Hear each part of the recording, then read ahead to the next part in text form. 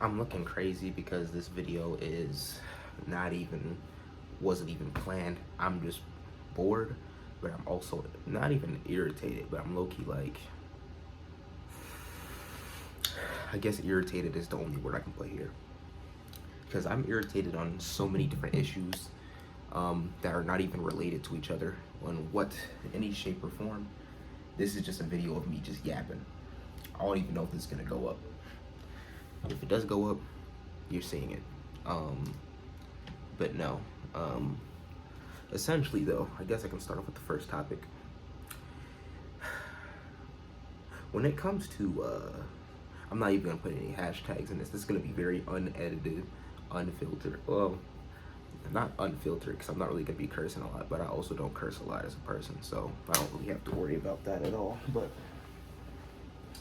basically just an unedited yap of me talking bullshit and I don't care what type of restrictions the algorithm does to this, because honestly I'm just tired and there's too much going on. At least starting off with the less serious note, at least just with the gaming industry, I believe that that I feel like we're heading towards dark times, but also because, oh, my AirPods are gonna die. Well, that's something. But no, I was gonna say we're heading towards dark times. We're already in them. AAA gaming is dead. The Summer Fest showcase showed me that alone. What's going on with the Persona 5 or Persona 4 remake, that is already another issue in itself that I'm probably gonna make a whole separate video about. But this isn't supposed to be some think piece video either. Like, because I was talking to my homeboy Phil about this. About how the gaming industry, what can they do to like reset themselves, like make sure that quality gets back into gaming again. And he had the theory of, what if we just had a 3-year grace period where they just go back to the drawing board, they go back to sketching out ideas, hashing out ideas, actually putting care into the games again. And as much as at least after sleeping on the thought, because this conversation was had yesterday at the time of recording the video, at the very least, after sleeping on this thought, the only way that something like that would actually happen would be if corporate greed in any shape or form, let alone the gaming industry, is just wiped out from existence. Because everything could be so awesome, everything could be so cool, but the issue isn't that they don't want things to be awesome, they just want money more. So they're trying to do both, but you can't. Like, you can't do both, bro. Like, and that's what I'm starting to learn when it comes to just capitalism in general, especially in America. But when it comes to worldwide capitalism, it's even worse. At least in the aspect of where art goes to die. Capitalism is where art goes to die, is where passion and soul goes to die. So that's why gaming is fucking up where it's at. That's where, at least in the mainstream level, I want to preface this all by saying, at least in the mainstream level, that's where all this shit goes to die. Like, if you don't care about bread and you're doing it purely for the love of the game, then on a technical standpoint, you have nothing to worry about.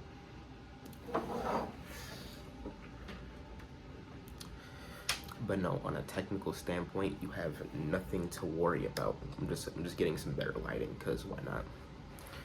But the main issue is that everybody's doing it for a check. And that, wildly enough, goes into my next point. The oversaturation in content creation. Niggas are not doing things for the love of the game anymore. And that's been apparent since 2016, but it's starting to show its true colors now. DreamCon was a prime example of a bunch of content creators going to spaces that they don't even care about, trying to get clicks and views and being weird towards women. DDG, he doesn't make videos in any shape or form to anime or gaming. I don't even think DDG pulled up to the 2K tournament, because at least I was informed that DDG started off with 2K 2K gameplay and commentary. That's not how I know DDG, but I digress. He doesn't make anime or gaming content, so it didn't really make sense for him to be at DreamCon, you know? Same thing can be said about a lot of shit, at least when it comes to like content creation. Like everybody's doing things for money now, and I get it. We're heading towards a recession if we're not already in one. People want money, and that's understandable. I want money too. But I feel like once we make it our only goal and our only like passion in life, that goes into my central point of capitalism is where art goes to die. And I believe that content creation in itself is an art form. I do believe that videography of any shape or form is art. Art is in everything, bro. Like you can turn anything into art, or art has turned something into something else, if that makes sense. Matter of fact, I don't care if it makes sense. I'm not editing this. This is off the dome. Like for example, my Clorox wipes, or these disinfecting wipes. I'm not gonna. I already showed the brand. Fuck it. These disinfecting wipes, right? The fact that it's in a cylinder, in a plastic container, with a simple colorway that's trying to get you to buy this, on a technical standpoint, is art. Art was used to make this. Art was used to make my desk. Art was used to make my fucking PlayStation controller as fucking ugly as the PlayStation 5 controller is. It was used to make all these things. But what is my point here is that art is intertwined in everything, and I feel like that is getting corrupt, or at least once again on a mainstream level. I feel like that once you start doing things purely for money is when things start to get out of hand, and that's where I personally do not reside with. That's a message I personally do not like. I don't like how art is somehow being used to feed corporate mouths. Like, I really do not like corporate greed and what it's doing to the things that I love. What happened to the game that I love? It can even be said for fucking basketball. And that in itself, right now, the game 2 of the NBA Finals passed yesterday of 2025. I don't know when this video will be made or coming out.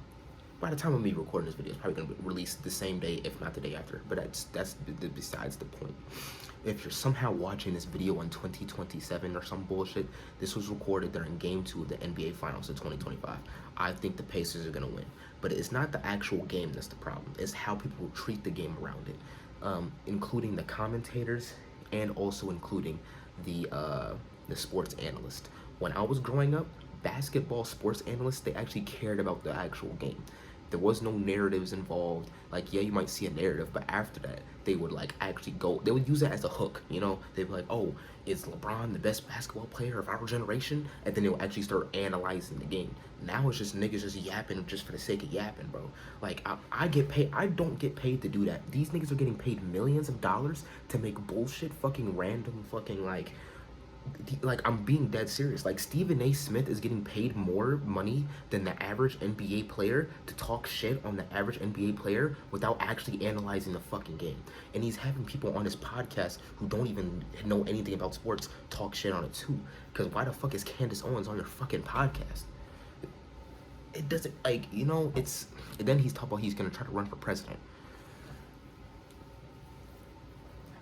That in itself is already a whole can of worms that I'm not even going to get into right now, because it wild enough goes into our current issue of the last thing I wanted to rant about, because there was one of the things that was plaguing my mind this morning, is that the fact that we have to deal with the idiotic government that we're in America is so, like, it's pissing me off to like so many high degrees, because not only do we have to deal with a idiotic president, this is the first presidency that I have lived through that is actually affecting those around me. My homeboy is in the military, and I'm not even gonna like say too much on him, but like on who he is, so the people who know me, who watch this video, can try to like piece out who it is. That's not what that is about.